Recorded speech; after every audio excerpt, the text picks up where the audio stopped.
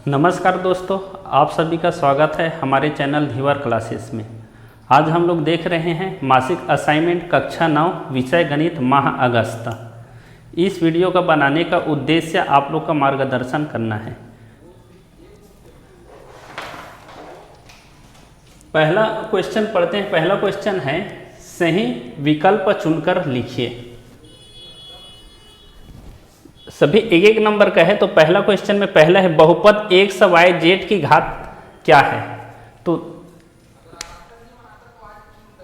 देखो ये तीनों चर राशि है, चर राशि में इसका घात बताना है। तो यहाँ घात कुछ नहीं होता है तो क्या रहता है, एक रहता है। तो हमारा इसका आंसर पहले का ए आ जाएगा। प्रश्न दूसरा देखते हैं, बहुपद 3x में का गुणांक क्या है। तो देखो 3 है और x और इसके बीच में कुछ नहीं रहता है तो गुणा का चिन्ह रहता है। तो हम लोग बोल सकते हैं x का गुणांक 3 है, तो इसका आंसर ए होगा। तीसरा नंबर पढ़ते हैं, किसी भी अचर बहुपद की घात।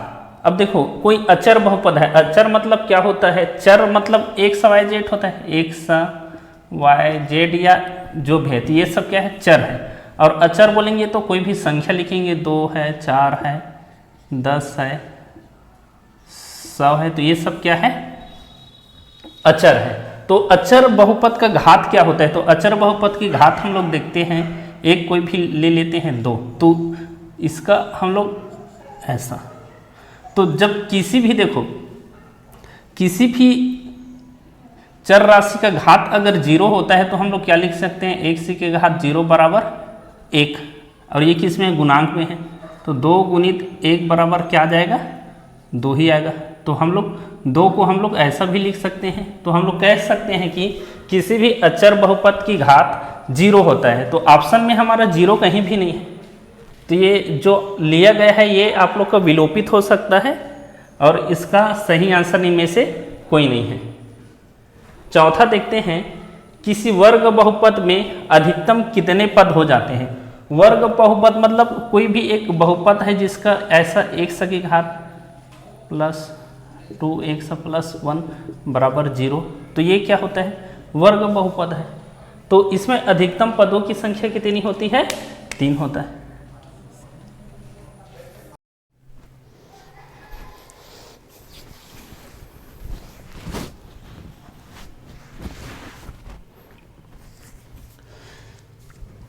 प्रश्न 2, निम्नलिखित संख्याओं को मानक रूप में लिखिए।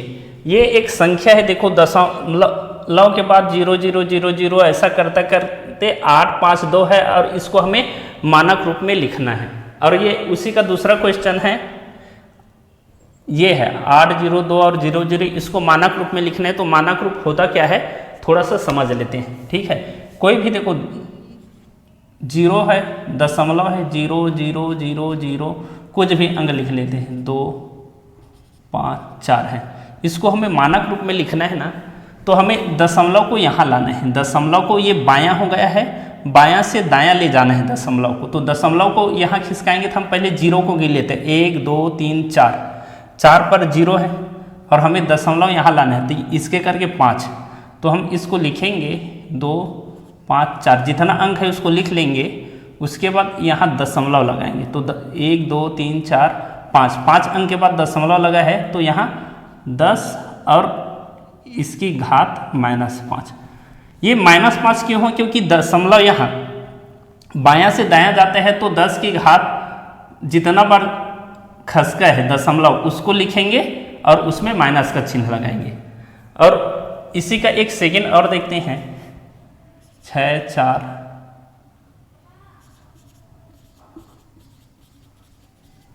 इसको मानक रूप में लिखना है। तो यहाँ देखो हमें दशमलव कुछ नहीं दिख रहा है, तो इसका मतलब ये होता है कि दशमलव यहाँ है और 0 है। तो इधर दशमलव और 0 के बाद का अंक को, दशमलव के बाद 0 रहता है तो उसको लिखा नहीं जाता है।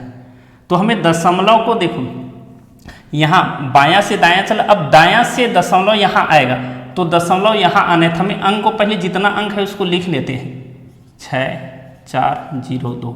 अब दशमलव हमें यहाँ आएगा ना, यहाँ तो कितने अंक खसका उसको गिनते हैं, 1 2 3 4 5 6 7 8 9, 9 अंक खसका तो 10 की घात 9। तो ये हमारा इसका आंसर है और ये इसका आंसर है। तो ये दोनों आप लोग को समझ में आया होगा। तो वैसे ही इसको बनाते हैं। हमें पहले अंक को लिख लेते हैं। हल कर रहे हैं तो किसको लिखेंगे? अब हमें दशमलव को यहाँ लाना है, ठीक है। अब गुणित 10 करने तो इसको गिनते हैं 1 2 3 4 5 6 7 8 9 10 11 12 और ये 8 करके 13। तो यहाँ क्या लिखेंगे? 13। अब हम लोग बाएं से दायां गए हैं, लेफ्ट से राइट गए हैं, तो यहाँ क्या आ जाएगा? माइनस आ जाएगा। तो यही हमारा आंसर है।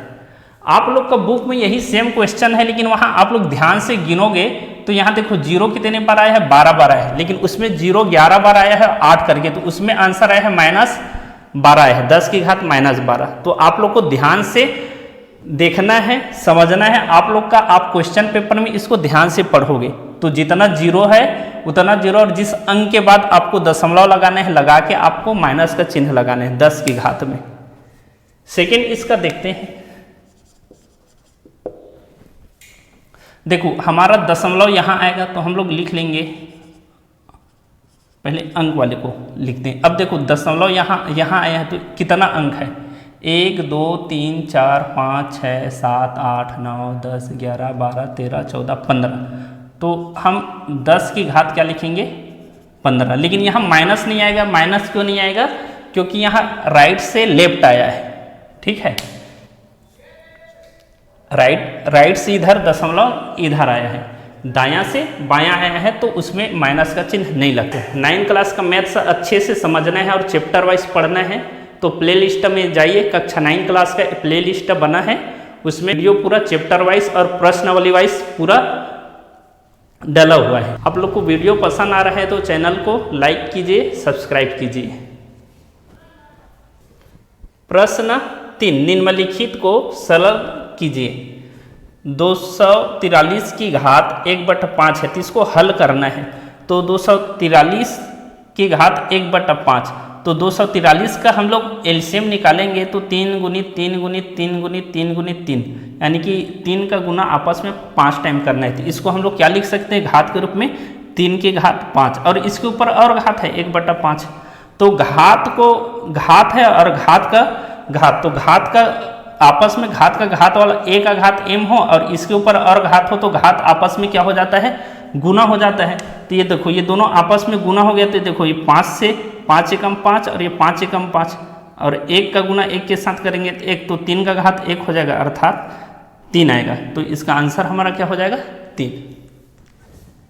प्रश्न 4, जांच कीजिए कि 1 बराबर 0 या 2 बहुपद Px बराबर x का स्क्वायर माइनस 2x का शून्यक है अथवा नहीं। तो हम हल करेंगे तो देखेंगे दिया है, क्या दिया है? Px बराबर क्या दिया है? x का स्क्वायर माइनस 2x, ये दिया है। तो हम एक बार x की जगह 0 रख के देखेंगे, तो जहां जहां x है वहां वहां 0 रखेंगे। तो x बराबर 0 रखने पर, तो देखो यहाँ x है तो यहाँ 0 रखें, यहाँ x है तो ये 0 का स्क्वायर माइनस का -2 और x का 0। तो देखेंगे एक 0 का स्क्वायर, तो 0 का स्क्वायर मतलब 0 का गुना 0 बार करेंगे 0, माइनस का माइनस, और देखो 2 है, 2 का गुना 0 के साथ करेंगे तो क्या आ जाएगा? 0। यानी कि 0 का गुना किसी भी अंक के साथ करते हैं तो 0 हो जाता है। 0 में 0 घटाएंगे तो 0 हो जाएगा। अतः इसलिए हम लोग बोल सकते हैं 1 बराबर 0 बहुपद का शून्यक है। अब पुनः हम लोग 1 की जगह क्या रखेंगे? 2। तो हम लोग देखेंगे पुनः 1 बराबर 2 रखने पर, तो यहाँ बहुपद में जहाँ जहाँ 1 है वहाँ वहाँ 2 रखेंगे। तो देखो ये 1 की जगह 2 रखें, फिर 1 का स्क्वायर है तो यहाँ 2 का स्क्वायर हो जाएगा, माइनस का माइनस। अब ये 2 है तो 2 का 2, और 1 है तो 1 की जगह क्या रखे हैं? 2। तो 2 का स्क्वायर मतलब 4 होते हैं, माइनस का माइनस, अब ब्रैकेट है तो 2 दूनी 4, तो 4 में 4 घटाएंगे तो क्या आएगा? 0। इसलिए 1 बराबर 2 बहुपद का शून्यक है। अतः लास्ट में लिखेंगे 1 बराबर 0 और 2 बहुपद का शून्यक है। प्रश्न 5, सरल कीजिए। 6 की घात 7/2 की घात 3 × 3 की घात 7 दिया है, इसको हमें सरल करना है। हल देखते हैं। तो क्वेश्चन तो ये है 6 की घात 7 × 2 की घात 3 × 3 की घात 7 है। तो हम लोग 6 को गुणांक में लिखेंगे, 6 को गुणांक के रूप में तोड़ेंगे तो 3 दूनी 6 होता है और 6 की घात 7 होता है, नीचे तो वही है। इसके बाद इस ब्रैकेट को हम लोग घातांक का नियम पता है, अगर पहला संख्या और दूसरा संख्या दो संख्या है और उसके ऊपर दोनों संख्या के ऊपर घात है, इसके ऊपर घात है तो पहली संख्या का घात यही होगा और दूसरे संख्या का घात होगा, ये नियम है। तो वैसे इसके ऊपर घात है तो 2 की घात 7 और 3 की घात 7 हो जाएगा, ठीक है। अब इसके बाद हम लोग नेक्स्ट स्टेप में यहाँ आते हैं। अगर देखो फिर एक घात का नियम होता है, अगर संख्या समान हो और इसकी घात क्या हो, डिफरेंट हो, संख्या से और ये किस में हो, बटा में हो, तो घात आपस में क्या होता है, घटता है। तो देखो यहाँ 2 और 2 दोनों समान है और ये बटा में है, और 3 और 3 ये भी क्या है, समान है, और घात एक रहे या अलग रहे तो घात आपस में क्या होगा, घटेगा। तो 2 का 2 लिखे हैं और 7 माइनस 3, और ये 3 का 3 लिखे हैं और घात आपस में क्या हो गया, घट गया।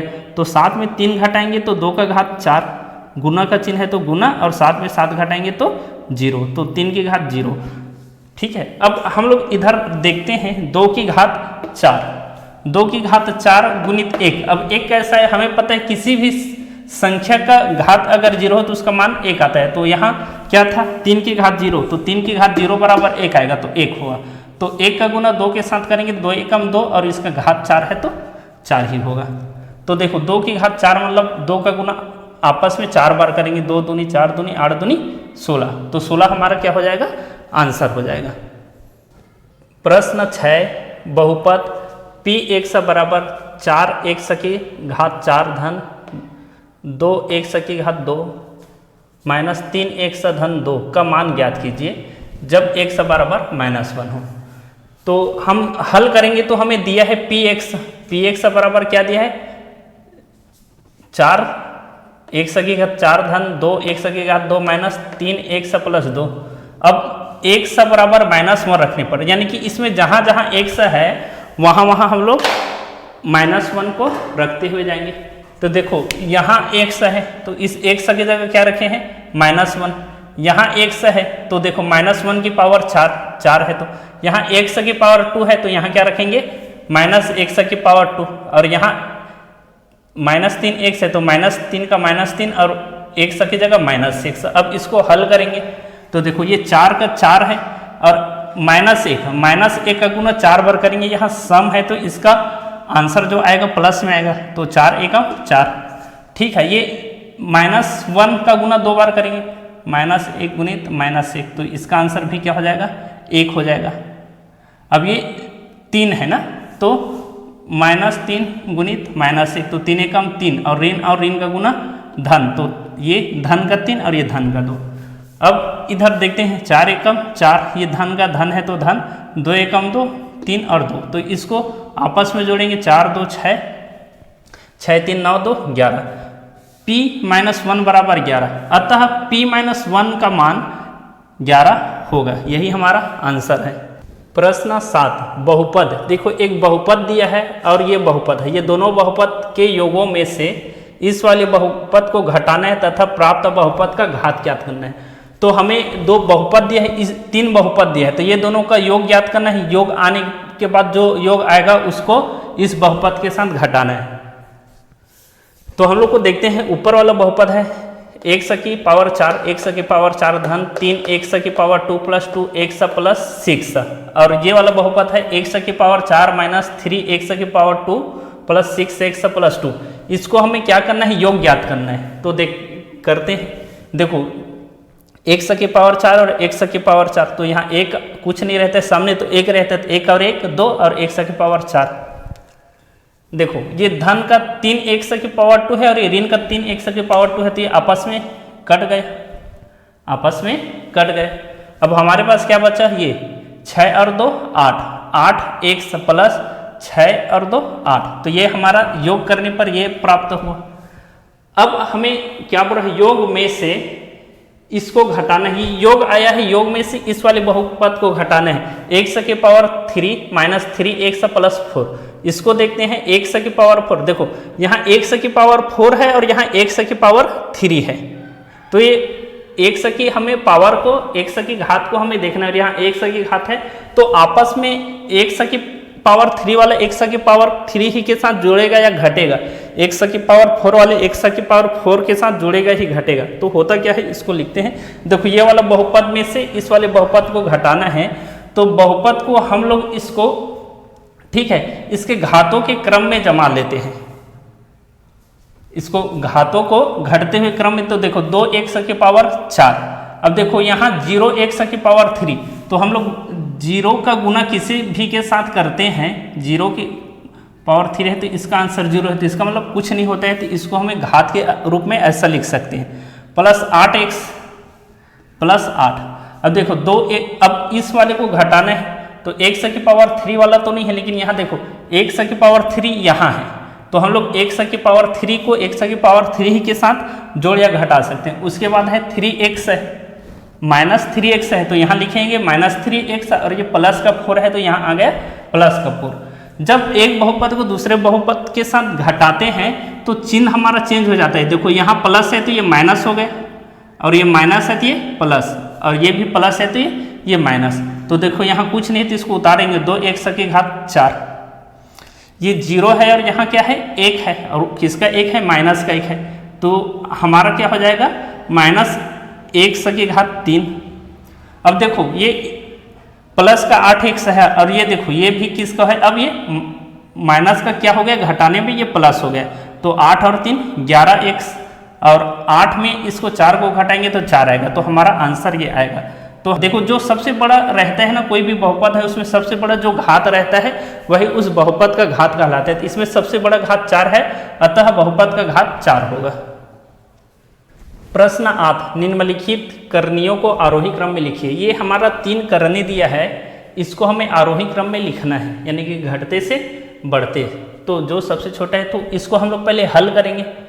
3 करनी 216, तो 216 को हम लोग क्या लिख सकते हैं, 6 गुनी 6 गुनी 6, और ये पक्षांतर हो गए 1/3 चला जाएगा, तो 6 की घात 3 हो जाएगा और 1/3। अब हमें सूत्र पता है, यदि घात के ऊपर घात रहता है तो घात आपस में क्या होता है, गुना होता है। तो देखो ये नीचे में कुछ नहीं तो 1 है, तो 3 से 3 कट गए, तो 6 की घात 1 मतलब क्या आएगा, 6 आएगा। अब इसको देखते हैं, 5 करनी 243, तो हम लोग 243 को कैसा लिख सकते हैं, 3 गुनी 3 गुनी 3 गुनी 3 गुनी 3, इसको 243 को, और ये पक्षांतर हो गया 1/5 हो जाएगा। अब इसको भी हम लोग को पता है, 3 की घात हम क्या लिख सकते हैं, 5, और इसके ऊपर घात 1/5 है। तो घात का नियम बोलता है, अगर घात के ऊपर घात है तो घात आपस में क्या होता है, गुना होता है। तो ये आपस में क्या हो जाएगा, कट जाएगा, 5 एकम 5, तो 3 की घात 1 हो जाएगा, तो यहाँ इसका आंसर हो जाएगा 3। ठीक है, रूट 64, तो 64 8 गुणित 8 लिख सकते हैं, इसको 64 को हम लोग लिख सकते हैं 8 गुणित 8, 8 का स्क्वायर, तो स्क्वायर से रूट कट गया, तो हमारे पास क्या बचा, 8। अब इसको आरोही क्रम में देखते हैं, सबसे छोटा क्या आया है, 3 आया है, तो पहले 3 को लिखेंगे, उसके बाद क्या आया है, 6 आया है, तो फिर 6, उसके बाद 8 आया है। अब देखो ये 3 आया है, तो ये 3 किसका मान है, 5 करनी 243 का, ये इसका मान है, ये है। तो आरोही क्रम में हम लोग ऐसा जमा सकते हैं, ये हमारा आंसर है।